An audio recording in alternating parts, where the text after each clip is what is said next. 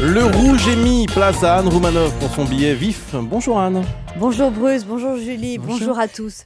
Je sais pas vous, mais moi je n'en peux plus de ce temps pourri. On est le 25 juin et hier à Paris on se serait cru un week-end de la Toussaint à Londres. Du vent, de la pluie, du gris, du froid, de l'ennui. Hier j'ai failli acheter des chrysanthèmes. On nous avait dit le changement c'est maintenant, j'arrête pas de me changer tellement je suis trempée. Je sais pas si les caisses de l'État sont renflouées mais les nappes phréatiques sont pleines.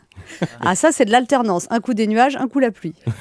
Hier à Paris c'était un dimanche à se blottir sous une couverture près d'un feu de bois en buvant un thé brûlant, sauf qu'au mois de juin on a envie de bronzer sur une terrasse au bord d'une piscine après une balade en vélo.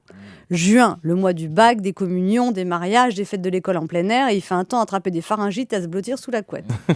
Franchement on est en été depuis 4 jours et ça se voit vraiment pas du tout. Moi, pauvre nouille que je suis, j'ai descendu ma doudoune à la cave au mois d'avril, je l'ai remontée au mois de mai et puis début juin je me suis dit c'est bon, je la redescends. Et bien hier j'ai été la rechercher. Si ça continue comme ça, il n'y aura plus besoin de faire un régime avant l'été, on ira à la plage en anorak.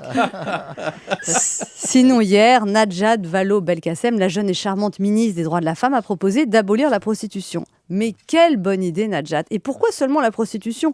On pourrait aussi interdire le cancer, abolir la pauvreté, interdire la tristesse, la faim dans le monde, la cellulite, les piqûres de moustiques, la calvitie, abolir la drogue, supprimer les embouteillages et interdire la mort, ça fait vraiment trop de peine.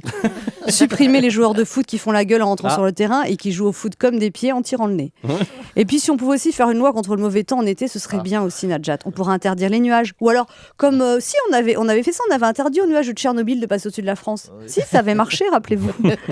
D'ailleurs, j'attire votre attention sur la prononciation de plus et plus. Par exemple, il faut plus de prostituées ne veut pas dire la même chose qu'il faut plus de prostituées.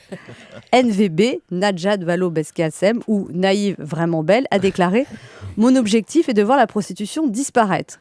Quand j'ai entendu ça, je me suis demandé si elle postulait à Miss France.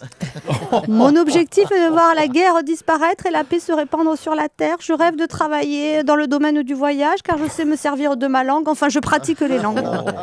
C'est vrai qu'en politique, si on est trop pragmatique, on ne fait rien. Mais si on est trop idéaliste, on n'arrive à rien. Quelqu'un a dit « La seule manière de trouver les limites du possible consiste à aller viser l'impossible ». Je vous laisse méditer sur cette phrase.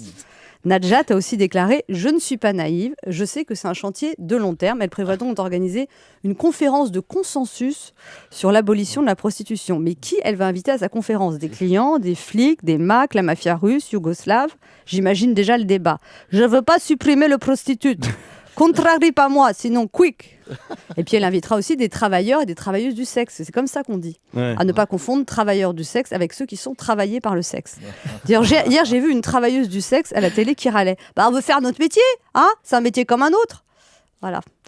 Donc j'ai bien peur que ce beau projet d'abolir la prostitution soit comme le beau temps cette semaine, qu'il ne capote. En tout cas, sous la pluie ou sous le soleil, sortez couverts.